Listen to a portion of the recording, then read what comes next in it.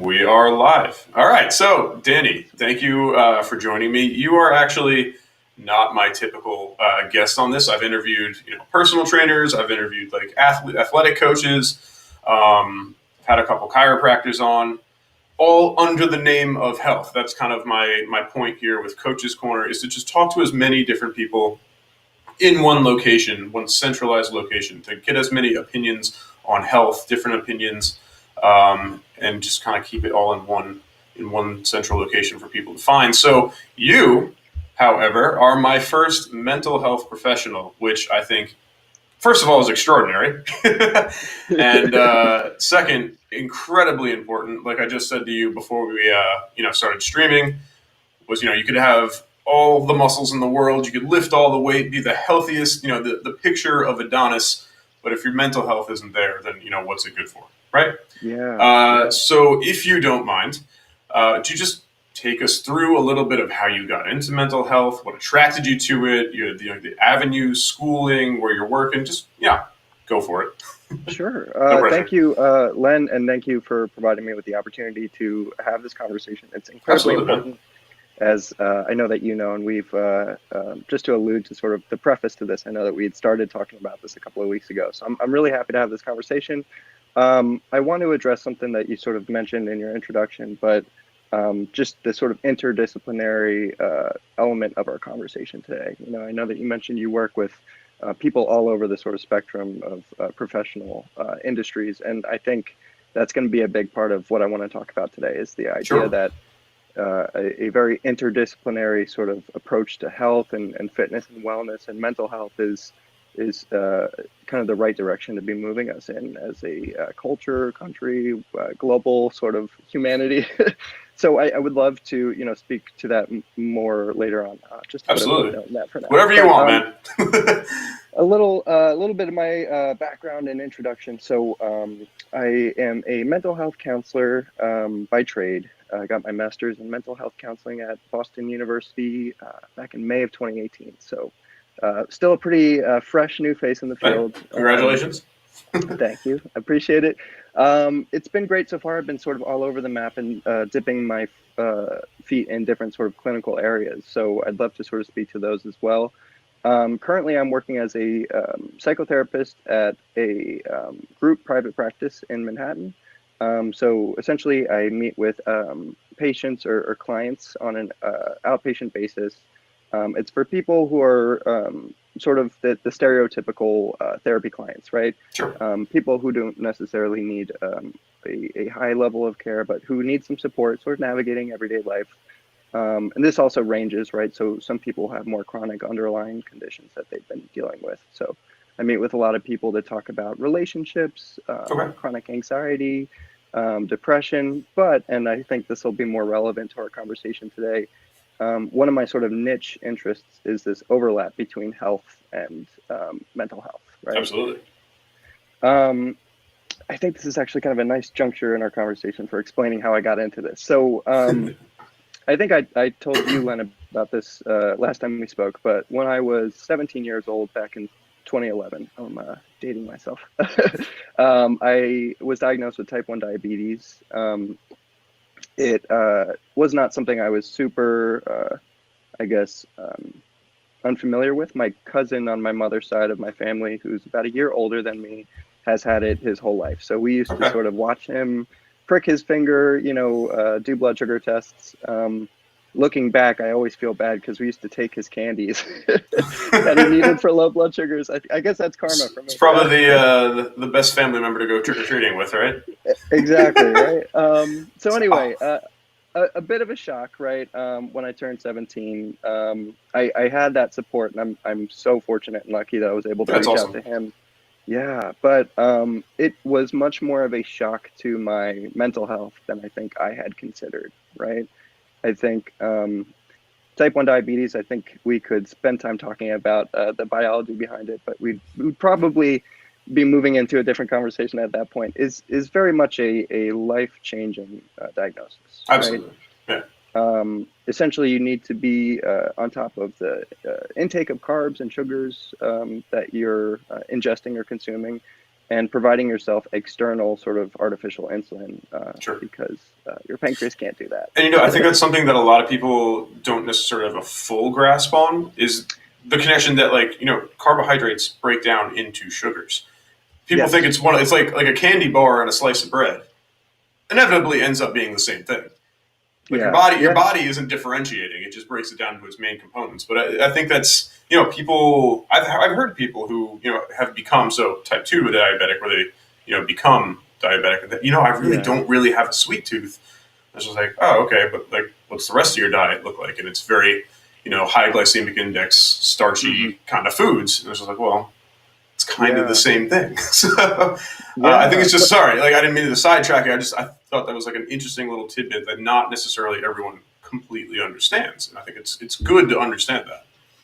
You're completely right, and actually, I would love to speak to that later on too, Sure. because I consider myself to be an expert sort of on my diet and nutrition out of necessity these days, right? But it wasn't really until I got diagnosed that I sat down and started to learn about a lot of the nutritional substance of the foods that I was, eating, right? But also sort of the way that your body breaks down sugars, right? It's very non-discriminatory sometimes. Yeah. Sugars are sugars are sugars, right? So it's the funniest thing. Like I at this point in time in my life for the last, I would say since August, I've been intermittent fasting.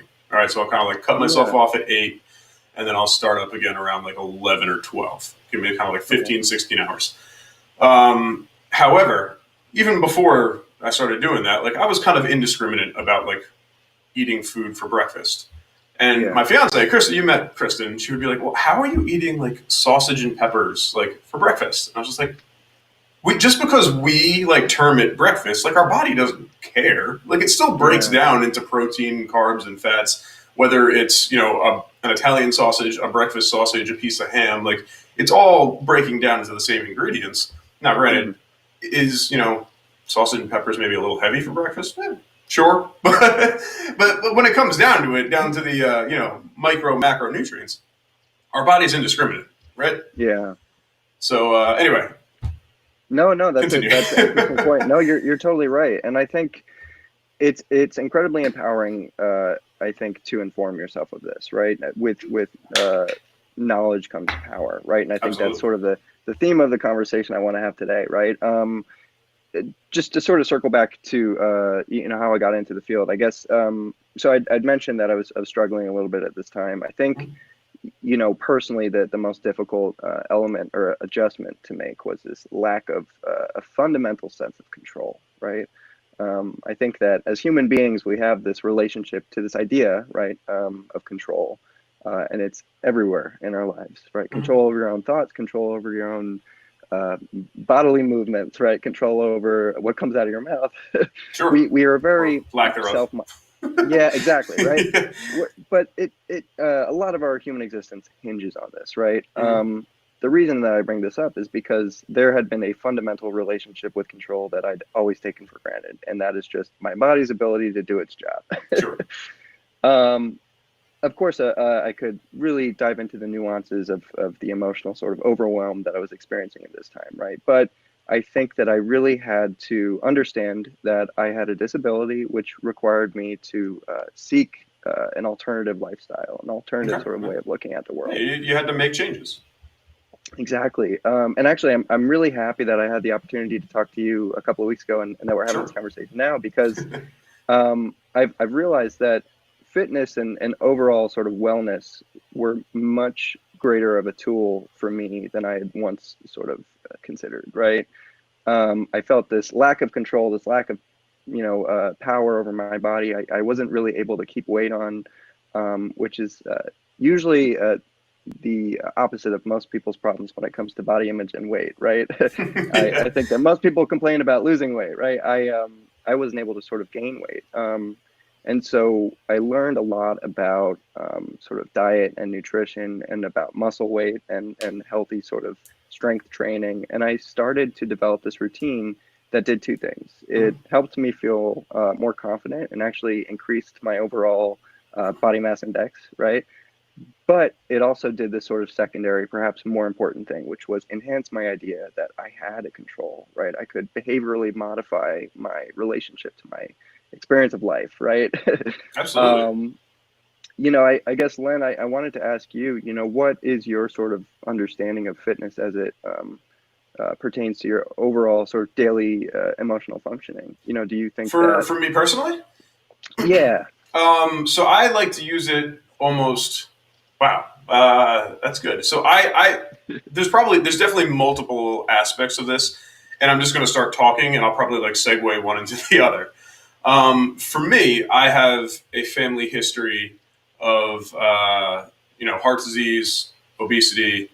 Granted, I'm pretty sure like every male in my family line like was a smoker, drinker. So there's obviously there's other things that affect that, and I'm mm, not too keen on thinking that like family history and like genetics are like the end all be all. I think we have a lot of control over that. Hence, yeah, why I train anywhere from 4 to 7 times a week.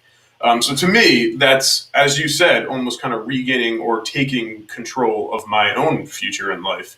yeah, I would say that's what kind of got me into it. That, I was also a chubby kid growing up, so there's always, that aspect. So I was the opposite of you.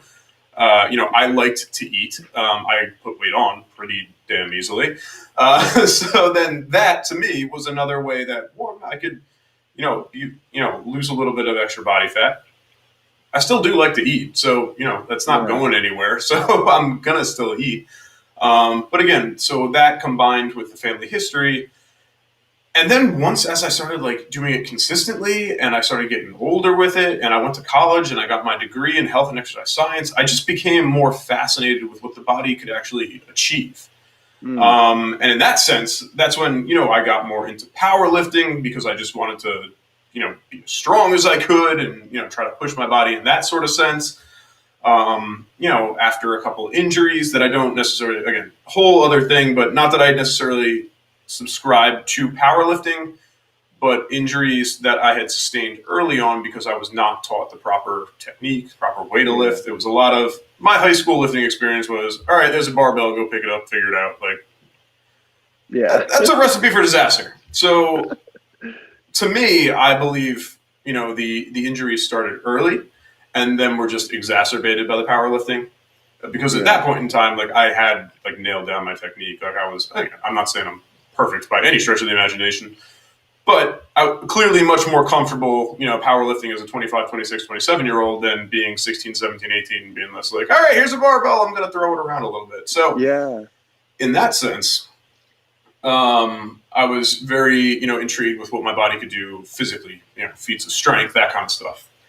Then, due to the injuries, I had a severely herniated disc to the point where I actually like met with a spinal surgeon. Luckily, between the time that I set the appointment and the time I actually got into the office, there was a month in between. mm, Because when I finally did get to see the surgeon, he was just like, I would have cut you open that day if I had seen this. And he was just like, why didn't you come see me? And I was just like, well, your wow, front desk told me that there wasn't an appointment. So here I yeah, am. But that actually afforded me the time to go back and just reassess everything that I was trying to do when it came to building strength, moving, that kind of stuff. To the point where now I had lost a decent amount of function in my left foot. I couldn't lift my toes off the ground. I mm, couldn't stand on one foot if I was going to try to put a sock on the other leg. Like I had a lot of imbalance, tingling, weakness. Um, to the point where a month later, when I went to see the surgeon, it was all gone. I mm, just reworked everything that I had tried to do. I just hammered technique, did body weight exercises, graduated to like 5 pound squats with like a little tiny 5 pound kettlebell. Um, and the more I like read about it and the more I researched it, like there's a lot of evidence showing that like you can have a very severely herniated disc and it will retract given time and work. Like you have to work wow, on it. So now, given all that, my new philosophy, and look, it's not that I'm trying to push my philosophy on anyone else. Everyone trains for their own reasons. And everyone has to be. I actually did another podcast with a friend. It's actually a weekly thing that we do. The Doctor's In with Dr. Racco. Shameless plug by myself. Watch it. I know. What we do, or what we talked about was you can't want health for someone else. In the sense that, like, well, I can. Like, Danny, I could want you to be the healthiest person in the world, but I can't make you want it for yourself. And that's where we kind of have to find, I can't make you exercise. I can't make you eat right. I can't make you, go for a walk. Only you can decide, like, I'm going to take my life into my own hands. I was diagnosed with diabetes at 17. You could have decided to either, fold up into yourself and just kind of crumble under. That's terrible goddamn news to hear as a 17-year-old. Like, I don't know if I would have handled it the same way. But you chose to, take the reins on your life and, make significant changes. And that's kind of what I was getting at with the, you can't want health for someone else. Like, no one could have made that decision except yourself. I really, I love everything you just said. I think I have a couple of points that I wanted to make. Yeah. One is sort of regarding this intrinsic value, right, of motivation, right? It has to come from within. And this is going to seem like a bit of a side tangent, but I promise. Even if it's like selfish, even if it's because I want to look better naked, like, fine. Yeah. If that's your motivation and that's going to get you to, get out of bed and you can get off the couch and throw some weights around or go for a walk or do whatever, but great. Exactly. But as long as it's motivation. And as long as it's personally relevant to you, right? And I think I'm going to sort of take a roundabout way of explaining this, but I think it makes sense. In between getting diabetes and having this conversation with you currently, I've worked in substance use for a number of years. Sure. Something that I learned a lot. Obviously, I've just been developing my professional understanding and capacity and abilities over these years, right? But I learned a lot, especially during those years, about motivation and making a health behavior change, right? Obviously, in substance use, the health behavior change is to get sober, right? Or kick a drug. Nevertheless, right, we can sort of apply the same type of behavioral framework. I was going to say, it's not too far off from, kicking unhealthy habits. I mean, it's the same thing. It's kicking an unhealthy habit, where one, it's, you're cutting off, drugs. The other, it's cutting off Twinkies. Like, exactly. You're totally right. I'm clearly like simplifying the whole thing, but for the sake of this conversation, it works. Yeah. The thing that I realized is that, when establishing a goal, right, or orienting yourself to the thing that you're trying to motivate yourself to, and this sort of alludes to that other point that I made, it needs to be a personally relevant goal, right? The way that I'll explain this is that a lot of people sort of look at sobriety or recovery or abstinence as a long road where you just sort of make a very one-time sort of one-off decision. I'm going to get sober. I'm going to stop drinking, right? Sure. This is it. That's actually counterintuitive to sobriety, though, because it's a lot of pressure. It's very sort of unstructured. It's not very realistic, right? It sort of is a talking very like clean cut, cold turkey. Yeah, and people do it. By the way, some people have done it, and more power to them, right? But the vast majority of people who want or are at least considering making a change almost hit this wall, and it actually, in many ways, stops them from continuing this behavior change in the first place, right? The thing that I found was much more helpful and healthy is defining goals, first of all, right? They need to be defined, and I'll get into that in a second, but also making sure that goals are personally relevant, right? And mean something to the person setting the goal themselves, right? Am I going to prescribe a model for substance use and abide by these rules, right? Or am I going to say, what do you want to do and how can I help you work towards that goal, right? One thing is a harm reduction approach, and I know this is slightly more substance use related than fitness, but sometimes, and I actually had a conversation with somebody recently, I'll ask them, when do you want to stop drinking? And they usually say, well, now, right? And I'm like, well, what is realistic? What do you think is a timeline that we can exist in for the time being that will provide you some space in between now and then so that you can sort of make gradual progress, right? Sure.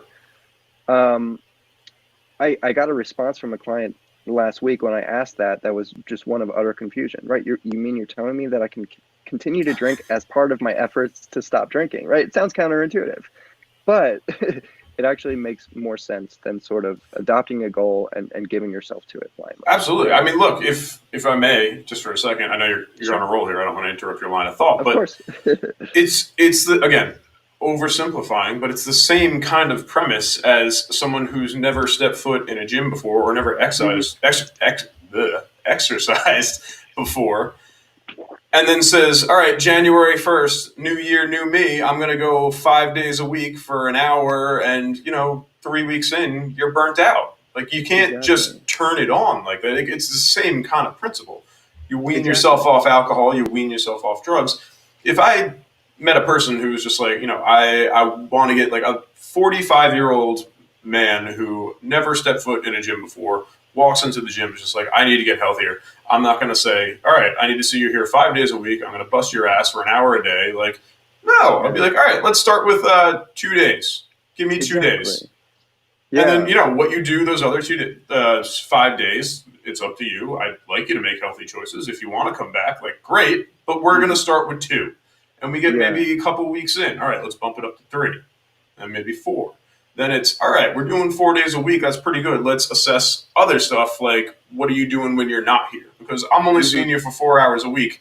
What are you doing the other, whatever 100 couple hours it is that week? If I'm working out with you for 4 hours a week and you're inhaling cheeseburgers and milkshakes, I can't do much. But if you're doing other active stuff, like, we can kind of change that. And I think it's kind of along the same lines as what you're talking about, right? Yeah, definitely. And actually, you know what? I really like the way you articulated that, because it leads me to this other point.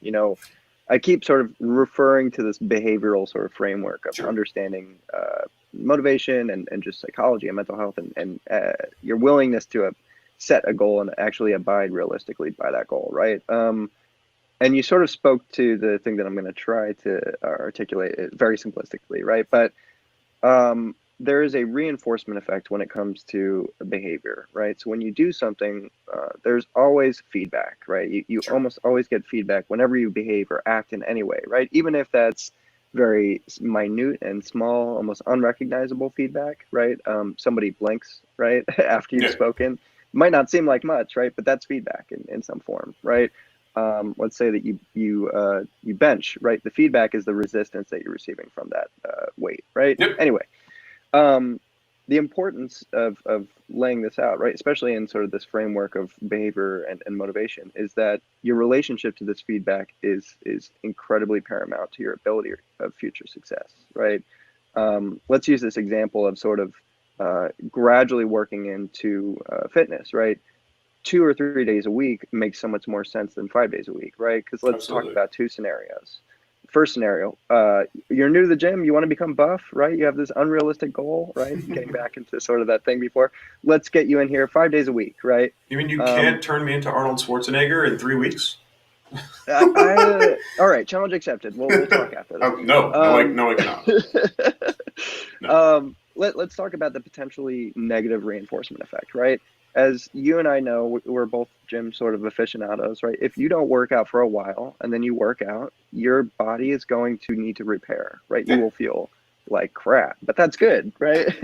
It just means that it's your body's natural process of breaking down the muscles and building them back up. Well, it's your body going, oh shit, we're doing this again. Like, exactly, right? If you are somebody who's new to the gym and your regimen is 5 days a week, and you go your first day, you have an incredibly intensive workout, right? In between that first and second day, you will experience a complete sort of what's the name for that? DOMS, I think. DOMS, delayed onset, blah blah blah. But you get muscle soreness. There we go. Drew it by delayed onset muscle soreness. Yeah, so it's essentially what it is. It's when you strength train, you create micro tears in the muscles because you're pushing them, to their limit. And you're creating these micro tears, and what your body does is, oh, all right, well, we need to rebuild this, repair, get stronger, so the next time we can do this again, and we can handle it better. And that's all strength training is it's just you pushing your body to say, all right, we need to be able to do this better, and then your body going, all right, message received, boop, boop, boop, we rebuild, we reload, and then next time it's like, oh, all right, so this isn't as bad. Yeah.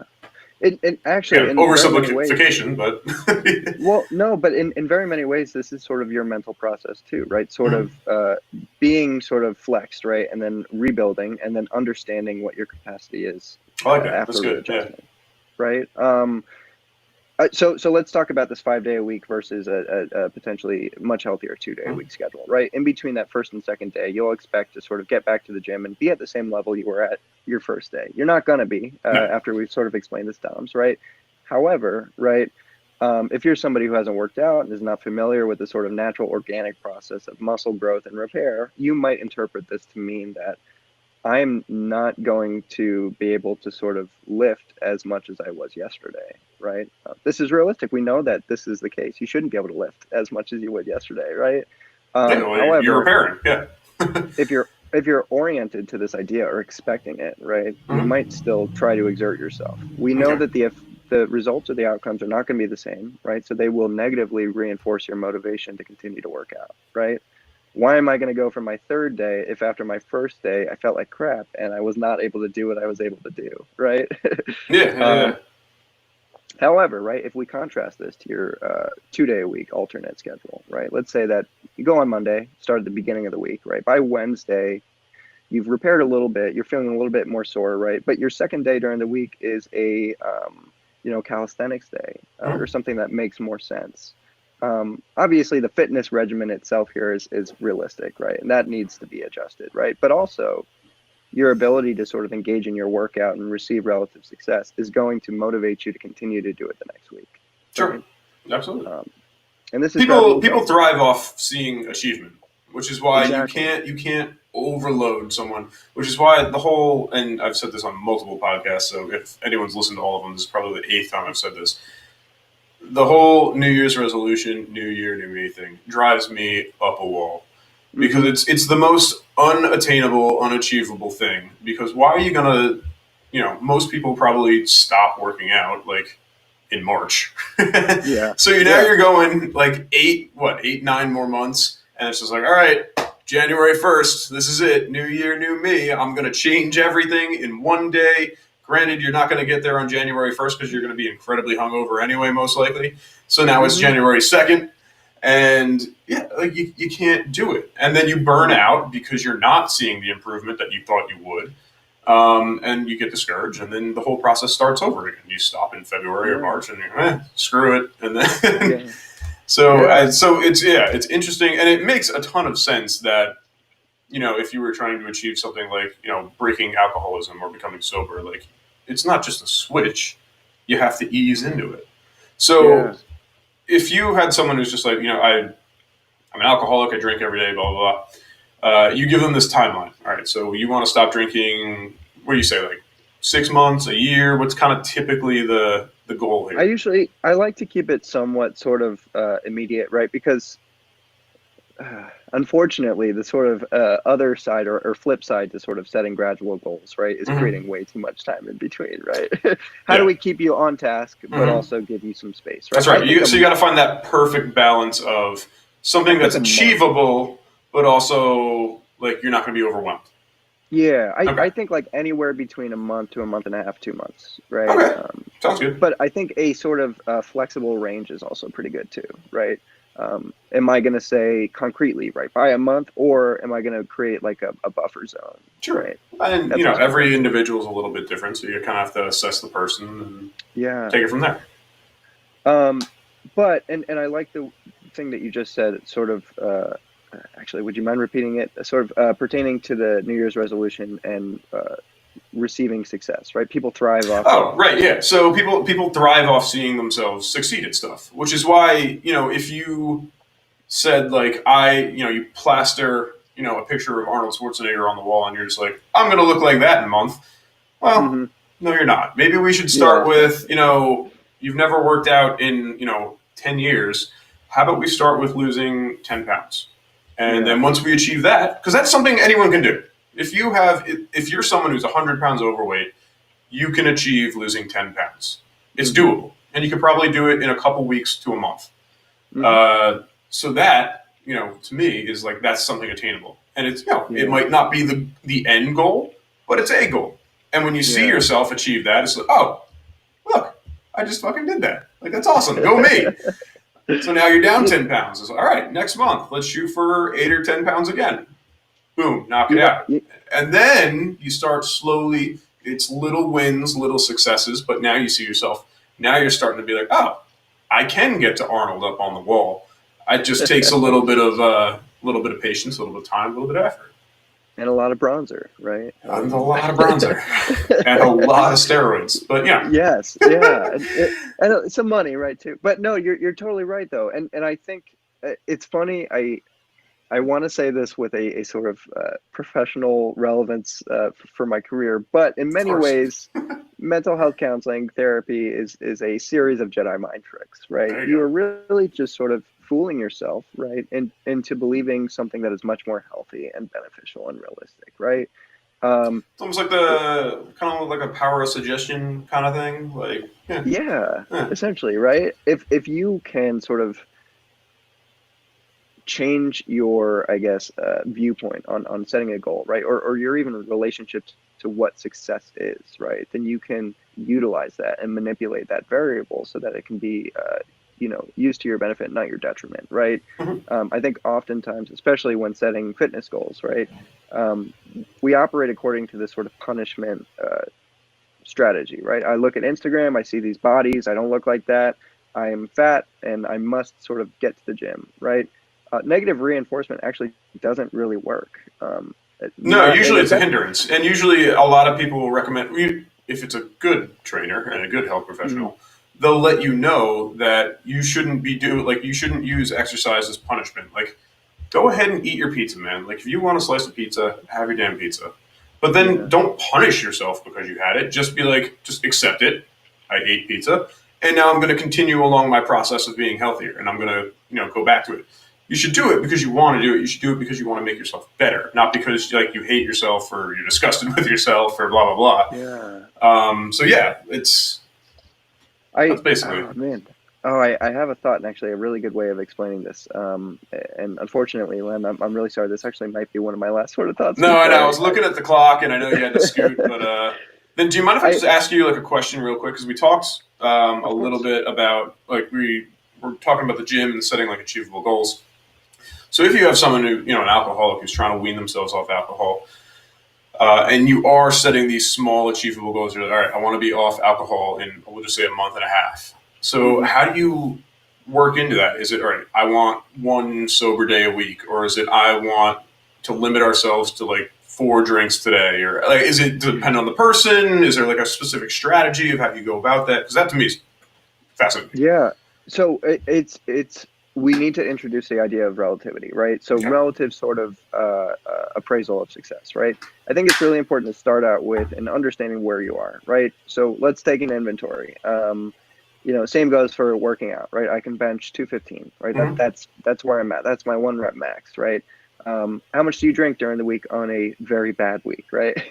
So getting an idea of where your baseline is important so that we can define success relative to that baseline, right? Sure. Um, that's all that's important, right? So Mm-hmm. whatever the goal that it is that you're setting needs to make sense relative to the baseline that you've established, wherever that baseline is. And that's not culturally sort of set, that's very personally set. It needs to be, Absolutely. right? So if I say that I am drinking 15 beers a day, right? Some people probably do, right? um, if that is my baseline, right? And I want to set a reasonable goal, right? I might say that I want to drop down to drinking 10 beers a day, right? It might not seem like I'm doing any work, right? Because I'm still dangerously indulging in alcohol every single day, right? Sure. However, relative to my baseline, this is 35 beers less per week, right? It doesn't seem like a lot in the sort of incremental week to week, measure of this, but if we measure success as being relative to your baseline, this person is significantly reducing their alcohol intake, right? Let's say someone like this who's very severely alcoholic, and I think it should be mentioned that there is sort of a dependency and withdrawal consideration here, right? So you also have Sure. to keep that in mind, right? How how dependent is this person on this chemical? And maybe we need to make that 2 month sort of target a 6 month target, right? Okay. Yeah. Um, nevertheless, right? So let's say 15 beers a day down to 10 beers, right? That's progress. After Absolutely. 2 weeks, let's say we're going to move that 10 beers down to, can you do five, right? Can you do five a day? No, I don't think so. I can do 7.5. Okay, great, right? However, let's say that after that week, they want to move down to six beers a day, right? We want to keep in mind this idea of relative progress, right? Hmm. Because there is a reinforcement effect, right? If I Sure. am sort of operating according to this momentum that is consistent sort of week to week, right? Down by five each week. And then after a continued week of success, I make my sort of goal relatively less sort of pressured or less significant than the goal that I had been abiding by previously. Hmm. This could have a negative reinforcement effect, right? Okay. Um, I still did great and I still achieved success. Yeah, but relative to your baseline in the previous weeks of progress, you didn't really do much, right? So you really want to be careful about all these things: That's interesting momentum, relative because, progress. sorry, no, finish your thought. No, no, no, that was Okay. it. No, because I was going to say that's interesting because, and again, this is, I am by no means a professional, but the way I was thinking of it as, as you start getting closer and closer to that zero, which is the ultimate goal, I would almost interpret it as, all right, so if I'm going, we went from, 15 to 10, like that's a Mhm. significant, it's cutting it by a third. 10 to, 7, again, that's roughly a third. 7 to 5, yeah, it's only two as opposed to like the five that we did initially, Mm. but it's still around the same percentage, right? So to me, I mean, and again, Cumulative percent, something like yeah. that. Well, so like if I'm saying 15, so you have 15 beers equals 100%, and then we get down to 7 beers, but that's 100% of the beers I'm drinking that day. Knock out Yeah, two, whatever percent that is. It's what, I don't know. I'm not a math guy, but but to me that would seem 2 out of 7 is relatively probably close to 5 out of 15. Um, so in again for me it would make sense that all right, like yeah, it's not 5 beers, but going from 7 to 5 makes a little bit more sense than 7 to 2. Like that seems like a very drastic jump. However, yeah, I do see where you're coming from, where it's just like you want to kind of keep the pedal to the metal a little bit and keep that momentum going. So yeah. I Although, get it. I wanted to just voice what was you rolling know around what, the old noggin. this is and actually no, you're actually right, and I do want to create sort of an addendum to that last point if Oh sure, possible. yeah, And unfortunately, I think this will be my last yeah. sort Yeah, of no, point on then this go topic. by all means cook dinner. Um, which hopefully will be good. It's what are we making tonight? Chicken cutlets and well, just because I know it's in keeping with our conversation today, Yeah, nutrition and diet and there you fitness, go. right? We're having chicken cutlets with some spinach and ricotta, ravioli, and a prepackaged sort of steamed vegetables from Seatown. Anyway, Nice. I'm um, a big fan of anything spinach. It's like one of my favorite vegetables. So good for yeah, you. good stuff, man. Okay, so that point that I wanted to make, and I think this is really important, setting goals and being on top of them and consistent and realistic, right, is very important. But I think, and this will sort of, maybe address that point, but also kind of speak to plateaus in working out, right, is that Hmm.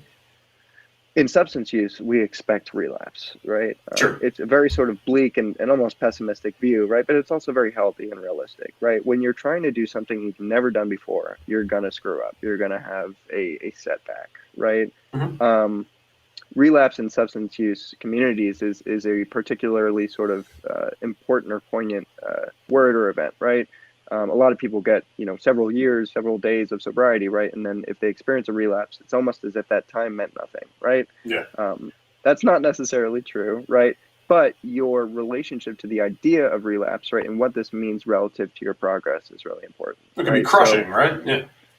exactly, right? If I have been sober for 10 years and I relapse, right, the difference between me being able to say, it's been 10 years, that's a tremendous amount of work. I had a really awful night last night. It's okay. I'll just continue to work back on it, right? And the difference between being able to have that internal dialogue versus, oh my gosh, What did I the world do? has Blah blah blah. stopped. Yeah. The 10 years meant nothing, right? So your appraisal is also important as well. But Absolutely. especially when it comes to your progress, right? So if you relapse, right, how are you going to sort of account for that relapse? And how do you have a relapse, I guess, um, relapse reality plan, right? So what happens if I go into the gym this week and relative to my progress from this whole month, I plateaued.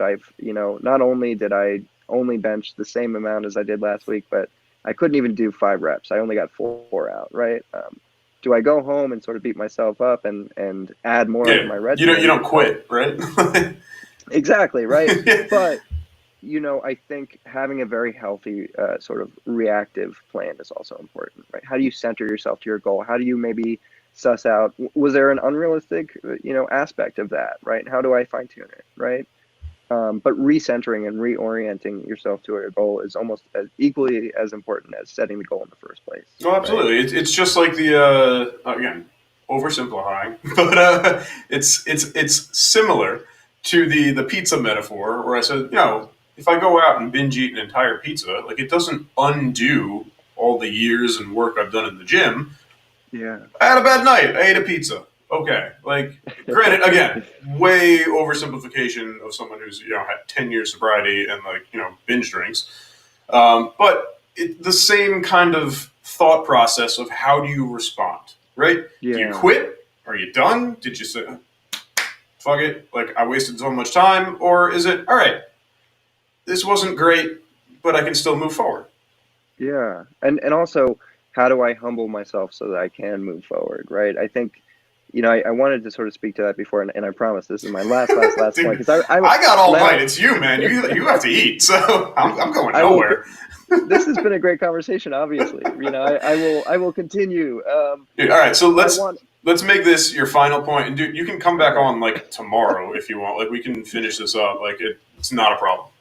All Thank you, right, man. if Yeah, that I really helps. appreciate it. Yeah. Yeah, no, and this has been awesome. I wanted to speak to this idea of sort of like humbling so that you can grow in confidence, right? I Mhm. think you kind of spoke to it when you were talking about going to the gym for the first time earlier on in our conversation. I think you and I will both probably have a familiar experience, but when you decide I want to start to get in shape and I want to start to work out for the first time, usually Mhm. around 13, 14, 15 years old, whatever age you are, right? Yeah, It is an insanely humbling experience. You don't know anything, right? absolutely. And you're watching these bigger guys, do this stuff effortlessly, and it's so intimidating to even ask somebody, "Hey, can you spot me? Hey, can you show me how to do that the right way? Hey, can you show me my form?" Right? And Um, gym intimidation, it's a thing. exactly, right? But it's a very sort of necessary part of being able to set realistic goals, right? Am I going to assume that I have great form just like that guy does, who's benching 305 right next to me, or do I need to understand that my form sucks and that's good? I should know that it sucks because I'm an open sort of sponge for information, Yeah. Well, let right? me understand that I am at a very beginner stage. I'm not going to be able to do everything that Hulk Hogan over here can do. But Yeah, there's no reason why, with time and effort, and if I apply myself, I can't get to that stage. exactly, Exactly. exactly. All right, man. Len, Go eat. Thank you. I really appreciate it. Like I said, anytime you'd like to have me back on, I'm always happy. Dude, I really appreciate this this was forum. actually really, really awesome, and like I'm actually not more interested, but very interested in like what it is, like where we were going with this and what you have to say. So, dude, if you're like free tomorrow, sometime early next week, we can totally like just hop back on and finish this up. No problem whatsoever. Just let me know, man. Awesome. All right. Awesome. Thank you, Len. All Appreciate it. right. And I'm thank you for gonna. everybody watching. Yeah, man. Thank you. I'll put this up on my YouTube and give you a link. So, Sweet. All all right, right. I'm cool. gonna cut us off right now.